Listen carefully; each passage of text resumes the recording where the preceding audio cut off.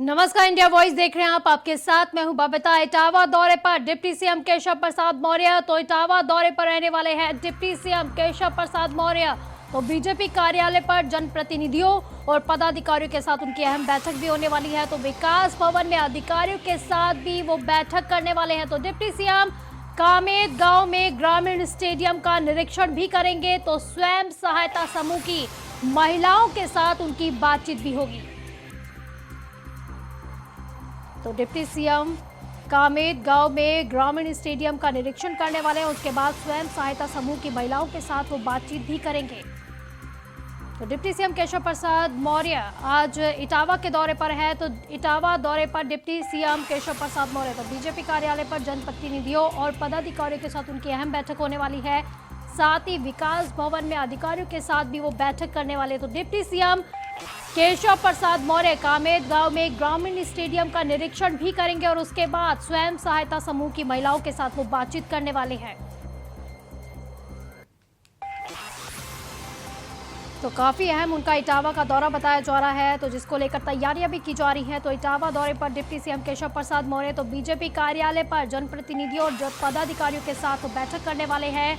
विकास भवन में अधिकारियों के साथ भी उनकी अहम बैठक होने वाली है। वहीं डिप्टी सीएम केशव प्रसाद मौर्य कामेद गांव के ग्रामीण स्टेडियम का निरीक्षण भी करेंगे। तो साथ ही स्वयं सहायता समूह की महिलाओं के साथ वो बातचीत भी करेंगे।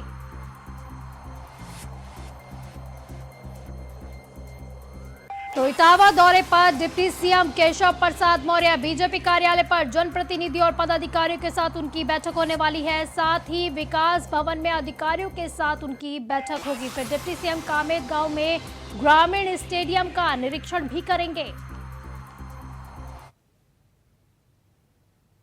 तो इसी पर ज्यादा जानकारी के लिए हमारे संवाददाता विनोद हमारे से जुड़ गए हैं। तो विनोद, इटावा दौरे पर डिप्टी सीएम केशव प्रसाद मौर्य ये उप मुख्यमंत्री केशव प्रसाद मौर्य जी का जो कार्यक्रम इटावा में लगा करके रखा गया था, शासन स्तर पर भारी बरसात के कारण इस कार्यक्रम को निरस्त कर दिया गया है और इस वजह से अब उनकी अगली कोई तिथि निर्धारित होगी, जिसमें उप मुख्यमंत्री केशव प्रसाद मौर्य इटावा के दौरे पर रहेंगे। लेकिन पूरी तैयारी करके रखी गई थी, जिला प्रशासन पूरी तरीके से मुस्तैद था, सभी जगह व्यवस्थाएं माकूल कर ली गई थी। लेकिन भारी बरसात ने उप मुख्यमंत्री के दौरे को रद्द कर दिया गया। अगली तिथि का प्रशासनिक अधिकारी इंतजार कर रहे हैं। जब नई तिथि निर्धारित होगी उसके बाद उप मुख्यमंत्री का इटावा दौरा शुरू होगा। जी, तो क्या कहा जाए कि वो इटावा दौरे पर आने वाले थे लेकिन अब नहीं आ रहे हैं? बिल्कुल, भारी बरसात ने मुख्यमंत्री के दौरे को बाधित किया है, खटाई में डाल दिया है। शासन स्तर पर जो जानकारी दी गई है उसमें के वजह से उप मुख्यमंत्री का इटावा दौरा रद्द कर दिया गया है। नई तिथि का प्रशासनिक अधिकारी इंतजार कर रहे हैं। नई तिथि जैसे ही आएगी वैसे ही प्रशासनिक अधिकारी एक बार फिर से उप मुख्यमंत्री के दौरे की तैयारियों में जुट जाएंगे। तो क्या कहा जाए, जो उनके साथ जनप्रतिनिधियों के साथ उनकी बैठक होने वाली थी, क्या बैठकों को भी रद्द कर दिया गया है या फिर वो वर्चुअली जुड़ने वाले हैं उसमें? पूरे का पूरा कार्यक्रम जो था उप मुख्यमंत्री का इटावा दौरे का, जिसमें भारतीय जनता पार्टी के कार्यालय पे जाकर के मीटिंग करने का था, इटावा मुख्यालय पर प्रेरणा सभागार में अधिकारियों के साथ में बैठक करने का था और कामेद बड़परा ब्लॉक में एक स्थान पड़ता है जहां पर ग्रामीण स्टेडियम के विजिट करने का था, भ्रमण करने का था और इसके साथ ही स्वयं सहायता समूह के तमाम महिला प्रतिनिधियों से भी मिलने का कार्यक्रम घोषित करके रखा गया था। लेकिन भारी बरसात ने उप मुख्यमंत्री केशव प्रसाद मौर्य के कार्यक्रम को रद्द कर दिया है और इस वजह से फिलहाल प्रशासनिक अधिकारियों ने राहत की सांस जरूर ली है, लेकिन बड़ी तैयारियों के साथ में प्रशासनिक अधिकारी मायूस नजर आ रहे हैं, चूंकि उन्हें ये उम्मीद थी कि उप मुख्यमंत्री आएंगे, लेकिन भारी बरसात से उप मुख्यमंत्री का कार्यक्रम रद्द हो गया। चलिए, बहुत बहुत शुक्रिया आपका इन तमाम जानकारी के लिए। तो वही गुरुग्राम से बड़ी खबर आपको बता रहे हैं। मुलायम सिंह की सेहत को लेकर हेल्थ बुलेटिन जारी कर दिया गया है। अभी भी मुलायम सिंह यादव की स्थिति जो है नाजुक बनी हुई है। तो अखिलेश और शिवपाल समेत परिवार के अन्य लोग भी वहां पर मौजूद हैं। मेदांता अस्पताल में मुलायम सिंह यादव का अभी भी इलाज जारी है। तो डॉक्टरों की स्पेशल टीम मुलायम सिंह यादव का इलाज कर रही है। तो आईसीयू में वेंटिलेटर सपोर्ट पर रखे गए हैं नेताजी। तो मेदांता अस्पताल में मुलायम सिंह यादव का इलाज चल रहा है। तो वहीं दुआओं का दौर भी जारी है, लगातार हवन किए जा रहे हैं, पूजन किया जा रहा है, साथ ही साथ यही दुआ की जा रही है कि जल्द से जल्द नेताजी स्वस्थ हो जाए, घर को वापसी करे। वहीं आपको ये बड़ी खबर बता दें कि मुलायम सिंह की सेहत को लेकर हेल्थ बुलेटिन जारी कर दिया गया है और अभी भी मुलायम सिंह यादव की स्थिति को नाजुक बताया गया है। वहीं अखिलेश और शिवपाल सिंह समेत पूरा परिवार मौजूद है अस्पताल में। तो मेदांता अस्पताल में मुलायम सिंह यादव का इलाज चल रहा है और डॉक्टरों की स्पेशल टीम मुलायम सिंह यादव के इलाज के लिए जो है उस पर निगरानी रख रही है। तो डॉक्टरों की स्पेशल टीम लगाई गई है जो उनका इलाज कर रही है। तो आईसीयू में वेंटिलेटर सपोर्ट पर है नेताजी।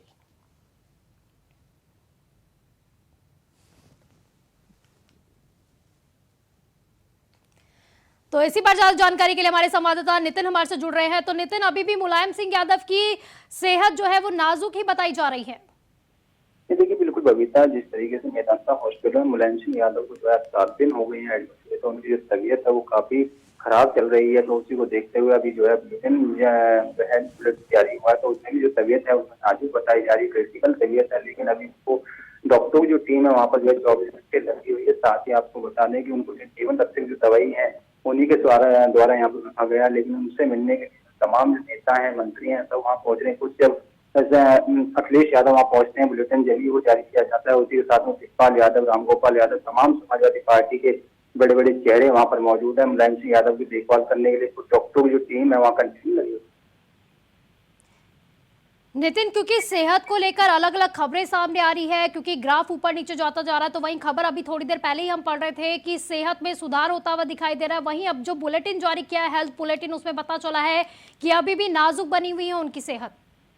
ये देखिए, बिल्कुल जब बुलेटिन अभी जारी हुआ है, जब अखिलेश यादव वहाँ पहुंचते हैं मेदांता हॉस्पिटल, जब डॉक्टर जो है वो बुलेटिन जारी करते हैं, उसके बाद में कल देर रात भी एक जो थी खबर थी कि मुलायम सिंह यादव की तबीयत अभी थोड़ा सुधार आया था। लेकिन आज थोड़ी देर पहले बुलेटिन जारी हुआ है उसमें जो 7 डॉक्टरों ने कह दिया कि तबीयत अभी भी सुधार पे नहीं है। तो उसी को देखते हुए उनकी जो जीवन रक्षक जो दवाइयां हैं उससे जो उनके सहारा मुलायम सिंह यादव को रखा गया है, दवाइयों का सहारा है उससे लिया जा रहा है। लेकिन अभी भी थोड़ी देर पहले जो ऑक्सीजन की जो लेवल थी वो काफी ठीक था। लेकिन अब जब बुलेटिन जारी कर दिया गया तो उसमें क्रिटिकल सेहत जो है वो काफी नाजुक बताई जा रही है। तमाम आप नेता है, तमाम जो कार्यकर्ता है वो यही दुआ कर रहे हैं कि नेताजी। तो नितिन, डॉक्टरों की तरफ से क्या कुछ संभावनाएं बताई जा रही हैं अभी तक?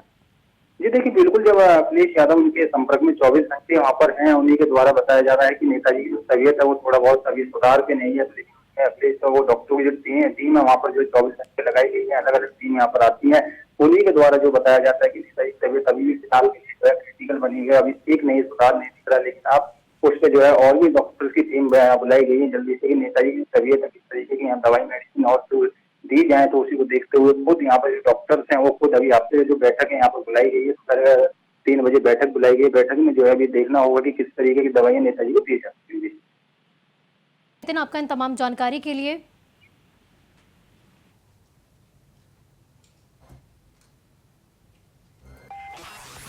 तो मुलायम सिंह यादव की सेहत अभी भी नाजुक बनी हुई है, हेल्थ बुलेटिन जारी कर दिया गया है, तो सेहत में अभी भी कोई सुधार होता हुआ नहीं दिखाई दे रहा है।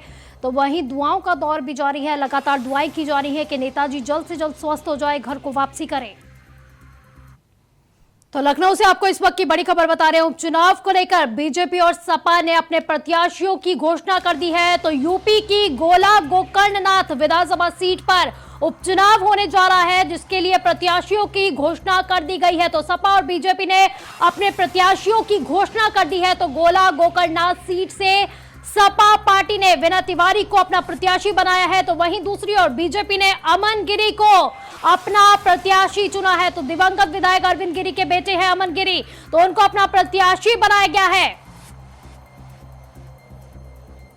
तो लखीमपुर खीरी की गोला गोकर्णनाथ सीट में उपचुनाव होने वाले हैं। तो प्रत्याशियों का भी ऐलान कर दिया गया है बीजेपी और सपा की तरफ से। उपचुनाव को लेकर बीजेपी और सपा ने अपने प्रत्याशियों का नाम घोषित कर दिया है। तो यूपी की गोला गोकर्णनाथ विधानसभा सीट पर यह उपचुनाव होने जा रहा है। तो गोला गोकर्णनाथ सीट से सपा पार्टी ने विनय तिवारी को अपना प्रत्याशी बनाया, वहीं पर बीजेपी ने अमन गिरी को अपना प्रत्याशी चुना है। तो आपको बता दें कि जो 5वीं बार विधायक बने थे अरविंद गिरी, तो उनका हार्ट अटैक से निधन हो गया था। उसके बाद उपचुनाव कराए जा रहे, तो उनके बेटे अमन गिरी को बीजेपी ने अपना प्रत्याशी चुना है, जिसका ऐलान आज कर दिया गया है।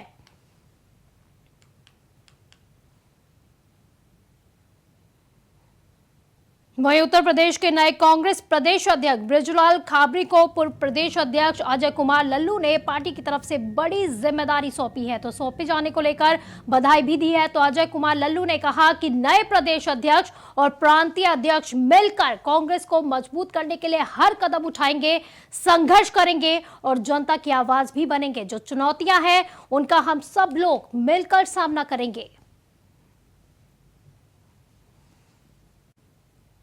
तो लखनऊ से आपको बड़ी खबर बता रहे हैं, बृजलाल खाबरी कांग्रेस प्रदेश अध्यक्ष बनाए गए हैं।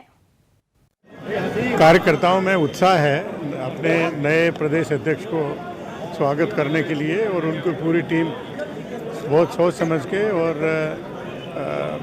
दलित समाज के सिरमौर बृजलाल खाबरी जी को प्रदेश अध्यक्ष की जिम्मेवारी दी है, तो ये स्वागत योग्य है। जो हमारे नए प्रदेश अध्यक्ष हैं श्री बृजलाल खाबरी जी सहित प्रांतीय अध्यक्षों को ढेर सारी बधाई और शुभकामना और उम्मीद है कांग्रेस को मजबूत करने के लिए वो हर कदम उठाएंगे, संघर्ष करेंगे, जनता की आवाज़ बनेंगे और जो चुनौतियां हैं उसका हम सब लोग मिलकर मुकाबला करेंगे। अंधेरा दूर होगा, उजाला निश्चित तौर से आएगा। आज कांग्रेस प्रदेश कार्यालय पर नए प्रदेश अध्यक्ष के लिए तमाम जो 6 प्रांतीय अध्यक्ष बनाए गए वो यहाँ पर पहुँचे हैं। साथ ही आपको दिखाना चाहेंगे प्रदेश कार्यालय जो है कांग्रेस का, जो तमाम कार्यकर्ता है प्रदेश भर से वो पहुँचे हैं। साथ ही स्टेज बनाया गया है जहाँ पर जो नए प्रदेश अध्यक्ष हैं बृजलाल खाबरी वो पहुँचेंगे और साथ ही अपना पदभार संभालेंगे। इससे पहले कांग्रेस के पूर्व प्रदेश अध्यक्ष अजय कुमार लल्लू थे वो पहुँचे थे और साथ ही प्रदेश प्रभारी पुयल पुनिया थे वो पहुंचे। तमाम जो बड़े चेहरे हैं वो कांग्रेस के प्रदेश कार्यालय पहुंच चुके। कहीं ना कहीं कांग्रेस को एक मजबूती देने के लिए ये 6 प्रांतीय अध्यक्ष बनाए गए और एक तब्दीली की गई प्रदेश अध्यक्ष में। कहीं ना कहीं कयास लाया जा रहा। अब जो कांग्रेस अपनी जमीनी हकीकत है वो तलाश कर रही है और राहुल गांधी भी लगातार जो भाव जो यात्रा निकाल रहे हैं उसका भी असर देखने को मिल रहा है। तो साफ तौर पर जो यहाँ पर पूरा जमावड़ा लगा है, तमाम जो दल के लोग हैं कांग्रेस के, चाहे वाहिनी के हो चाहे युवा वाहिनी को या दल है जो वो पहुंचे हैं यहाँ पर अपनी अपनी भूमिका निभाने के लिए। कहीं ना कहीं लगातार जो कांग्रेस प्रयासरत है 2024 के चुनाव के लिए, तो साफ देखा जा सकता है क्योंकि आज जो नए प्रदेश अध्यक्ष है वो परिवार अपना संभालेंगे और साथ ही नए रूप से कांग्रेस को आगे लेकर जाएंगे जिससे कांग्रेस को एक मजबूती दी जा सके। समय विवेक कश्यप, लखनऊ। वहीं आगामी नगर निकाय चुनाव को लेकर बीजेपी में बैठकों का दौर जारी है। तो चुनाव की रणनीति को मंथन के लिए बीजेपी प्रदेश कार्यालय पर अहम बैठक की गई है, तो जिसमें सभी क्षेत्रों को लेकर चर्चा भी हुई है। तो वहीं हमारे संवाददाता प्रियम पाठक की बैठक पर यह खास रिपोर्ट देखिए। नगर निकाय चुनावों को लेकर बीजेपी में बैठकों का दौर जारी है, जिसके चलते आज बीजेपी प्रदेश मुख्यालय पर एक अहम बैठक जो है वो बुलाई गई है, जिसमें सभी क्षेत्रों को लेकर इस बैठक में चर्चा की जा रही है कि क्या कुछ रणनीति रहेगी पार्टी को लेकर। सभी सीटों को लेकर मंथन किया जा रहा है, वहाँ के समीकरणों को लेकर क्या वहाँ के समीकरण बनते हुए नजर आ रहे हैं, चाहे वो क्षेत्रीय समीकरणों की बात हो, चाहे जातीय समीकरणों की बात हो या फिर अन्य समीकरणों की बात हो। इसी को लेकर एक हाई प्रोफाइल बैठक जो है आज बीजेपी प्रदेश मुख्यालय पर चल रही है, जिसमें अलग अलग क्षेत्रों को लेकर अलग अलग सेगमेंट में जो बैठकें हैं वो हो रही हैं। कानपुर क्षेत्र, बुंदेलखंड क्षेत्र, ब्रज क्षेत्र, पश्चिम क्षेत्र, इसको लेकर की जा रही है। इसके अलावा नगर निकाय के जो प्रभारी बनाए गए हैं उनके साथ में भी बैठक जो है चल रही है। पूरे प्रदेश को 6 भागों में जो है वो अलग अलग बांटा गया है, जहां पर 6 अलग अलग प्रभारी जो है उनको जिम्मेदारी दी गई, दायित्व दिया गया है। वाराणसी नगर निगम चुनाव की जो जिम्मेदारी है वहां पर जो पार्टी की तरफ से पूरी रणनीति रहेगी उसकी जिम्मेदारी डिप्टी सीएम केशव प्रसाद मौर्य को दी गई है। इसी तरीके से आगरा की जो जिम्मेदारी है वो ब्रजेश पाठक को और सहारनपुर की जो जिम्मेदारी है वो असीम अरुण को दी गई है। पार्टी का पूरी तरह से लक्ष्य है कि पिछले चुनाव में जो नतीजे रहे हैं, जो सीटें जीती गई थी उनको वापस से अपने पास सुरक्षित रखना है और जो सीटें हारी थी उनमें हार की क्या कुछ वजह रही, किन कारणों से वहां पर हार मिली थी, उन कारणों को जानना है और उन कारणों को ध्यान में रखते हुए इस बार इस तरीके का उन चीजों पर विशेष तौर पर फोकस करना है कि उन सीटों को भी अपने खेमे में किया जा सके, जिसको लेकर आज पूरे दिन प्रदेश कार्यालय पर यह बैठक चल रही है। कैमरामैन सुभाष चंद्रा के साथ मैं प्रियम पाठक, इंडिया वॉइस। वहीं फर्रुखाबाद से इस वक्त की बड़ी खबर आपको बता रहे हैं, फूड पॉइजनिंग से करीब 12 लोग बीमार हुए हैं। तो फर्रुखाबाद से इस वक्त की बड़ी खबर आपको बता रहे हैं, फूड पॉइजनिंग की वजह से करीब 12 लोग बीमार हुए हैं। तो कथा के बाद घर में बने खाने से फूड पॉइजनिंग हुई है तो खाने के बाद लोगों की हालत बिगड़ी। सभी मरीजों को सीएचसी में भर्ती कराया गया है। वहीं 6 लोगों की हालत काफी ज्यादा गंभीर बताई जा रही है तो लोहिया उन्हें रेफर कर दिया गया है। तो जिला अस्पताल लोहिया में उन्हें रेफर किया गया है। तो थाना जहानगंज क्षेत्र के मोहिउद्दीनपुर गांव का ये पूरा मामला बताया जा रहा है।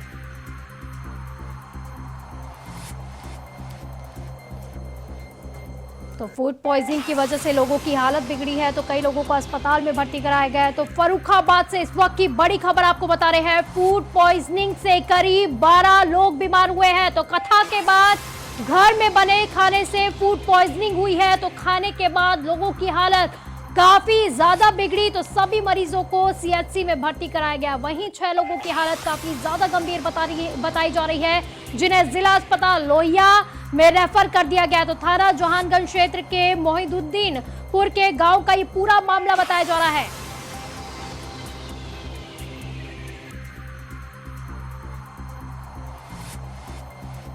तो फर्रुखाबाद से इस वक्त की बड़ी खबर आपको बता रहे हैं जहां पर फूड पॉइजनिंग की वजह से करीब 12 लोग बीमार पड़े हैं। तो कथा के बाद घर में बने खाने से ये फूड पॉइजनिंग हुई है तो खाने के बाद लोगों की हालत जब बिगड़ी तो सभी मरीजों को सीएचसी अस्पताल में भर्ती कराया गया। वहीं 6 लोगों की हालत काफी ज्यादा गंभीर बताई जा रही है तो हालत बिगड़ने पर जिला अस्पताल लोहिया में रेफर किया गया है। तो थाना जहानगंज क्षेत्र के मोहिउद्दीनपुर गांव का ये पूरा मामला बताया जा रहा है।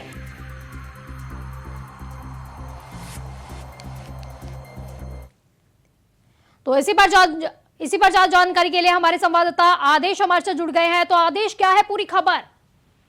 देखिए, मैं आपको बता दूं, ये जो है भागवत कथा का प्रोग्राम चल रहा था जिसका भंडारा था। उसी में भंडारे का प्रसाद और भोजन ग्रहण करने से लगभग 1 दर्जन लोग बीमार हो गए हैं। सूचना मिलते ही मौके पर पहुंची पुलिस जांच में जुटी है और सभी गंभीर हालत में सभी घायलों को जो है जिला अस्पताल लोहिया में भर्ती कराया गया है। जी तो आदेश, फूड पॉइजनिंग का मुख्य कारण क्या बताया जा रहा है? उनका क्या कहना है जिनके यहाँ पे कथा चल रही थी? देखिए, मैं बता दूं कि जो है मौके पर पहुंचकर पुलिस प्रसाद और भोजन का जांच करवा रही है। उसके बाद ही कारण स्पष्ट हो पाएगा। तो आदेश, कितने लोग इस कथा में शामिल हुए थे? इस कथा में तो बड़ी संख्या में लोग भंडारे का प्रसाद ग्रहण करने के लिए शामिल हुए थे, लेकिन 1 दर्जन लोग बीमार हुए हैं। जी, जिस तरह से आप बता रहे हैं कि काफी लोग इसमें शामिल हुए थे लेकिन 12 लोगों में फूड पॉइजनिंग की जो है पुष्टि हो पाई है, तो बाकी लोगों की हालत कैसी बताई जा रही है अभी? बाकी लोगों की हालत ठीक है और जो का नाम 1 दर्जन लोग बीमार है उनकी हालत गंभीर बताई जा रही है। जी चलिए, बहुत बहुत शुक्रिया आपका इन तमाम जानकारी के लिए।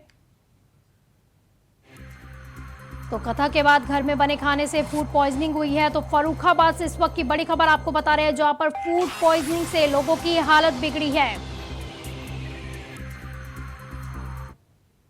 तो वहीं यूपी के बस्ती में एक तरफ धान की फसल के बुआई के दौरान किसानों को सूखे की मार झेलनी पड़ी है तो वहीं दूसरी तरफ सिंचाई के उचित साधन होने के कारण किसानों की फसलें खेतों में ही सूख गई है। तो बारिश न होने के कारण किसानों को समस्याओं का सामना करना पड़ रहा है जिससे किसान पूरी तरह से निराश नजर आ रहे हैं। तो वहीं जिलाधिकारी द्वारा शासन को सूखे को लेकर भी रिपोर्ट भेज दी गई है।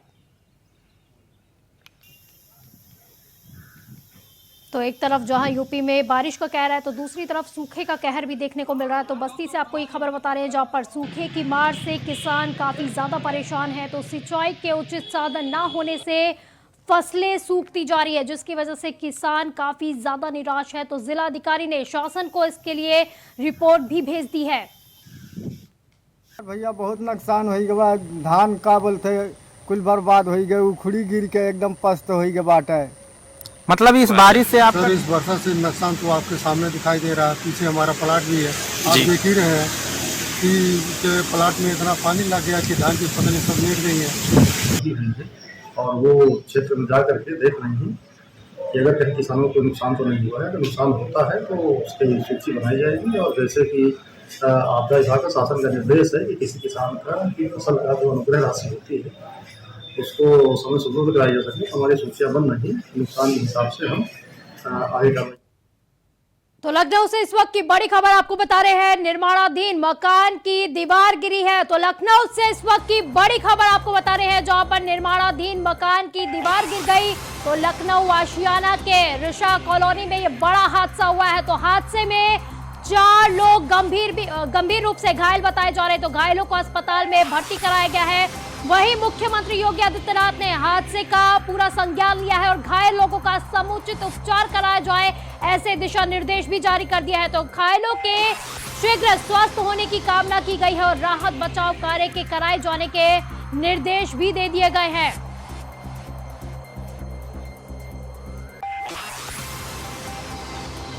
तो लखनऊ से इस वक्त की बड़ी खबर आपको बता रहे हैं, जहां पर निर्माणाधीन मकान की दीवार गिर गई अचानक से। तो लखनऊ के कॉलोनी में ये दीवार गिरी है, बड़ा हादसा हुआ है, तो घायलों को अस्पताल में भर्ती कराया गया है।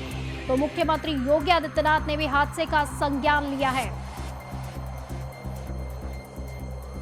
तो लखनऊ से इस वक्त की बड़ी खबर आपको बता रहे हैं, आशियाना के ऋषा कॉलोनी में यह बड़ा हादसा हुआ है, जहां पर हादसे में 4 लोग घायल हुए हैं। तो घायलों को अस्पताल में भर्ती कराया गया है। तो वहीं मुख्यमंत्री योगी आदित्यनाथ ने हादसे का संज्ञान लिया है और घायल लोगों को समुचित उपचार कराए जाने के दिशा निर्देश भी दे दिए हैं। तो घायलों के शीघ्र स्वस्थ होने की कामना की जा रही है, साथ ही राहत बचाव कार्य के कराए जाने के निर्देश भी दे दिए गए हैं। इसी पर ज्यादा जानकारी के लिए हमारे संवाददाता चंदन वर्मा हमारे साथ जुड़ गए हैं। तो चंदन, क्या है पूरी खबर? बिल्कुल, मैं आपको बता दूं, आशियाना थाना क्षेत्र में एक जर्जर मकान जो है उसकी छत गिरने से 4 लोग घायल हो गए हैं। मौके पे पहुंची पुलिस ने जो है चारों घायलों को लोक बंधु अस्पताल में एडमिट कराया, जहां पर एक युवक की हालत नाजुक बनी हुई है, जिसको ट्रॉमा सेंटर में रिफर किया गया है। मौके पर राहत बचाव कार्य जारी है, कई आला अधिकारी मौके पर मौजूद हैं। तो चंदन, जो 4 लोग घायल हुए हैं, तो क्या एक ही परिवार के लोग बताए जा रहे हैं? नहीं, बिल्कुल एक ही परिवार के ये लोग एक ही परिवार के लोग हैं। ये लोग घर में जो है अपना खाना पीना खाकर आराम कर रहे थे। अचानक से ये जर्जर छत गिरने से ये एक बड़ा हादसा हुआ है, जिसको लेकर आसपास के लोगों ने सूचना दी। मौके पर पहुंची पुलिस ने जो है घायलों को एडमिट कराया हॉस्पिटल में, जहां एक युवक की हालत नाजुक बनी हुई थी, उसको जो है ट्रॉमा सेंटर रेफर करा दिया गया, उसका इलाज वहां चल रहा है। बाकी लोगों की हालत कैसी बताई जा रही है अभी? बाकी 3 लोगों की हालत जो है स्थिर है और मौके पर राहत बचाव कार्य जारी है। मुख्यमंत्री योगी आदित्यनाथ ने भी खुद भी संज्ञान लिया है और घायलों को समुचित उपचार के कराए जाने को लेकर दिशा निर्देश भी जारी कर दिए हैं। बिल्कुल, सीएम योगी आदित्यनाथ ने जो है घटना का संज्ञान लेते हुए आला अधिकारियों को जो है मौके पर पहुंचने और अच्छा इलाज जो है मुहैया कराने के लिए बोला गया है। चलिए, बहुत बहुत शुक्रिया चंदन आपका इन तमाम जानकारी के लिए। बुलेटिन में फिलहाल के लिए बस इतना ही। आप देखते रहिए इंडिया वॉइस। नमस्कार। इजाजत, नमस्कार।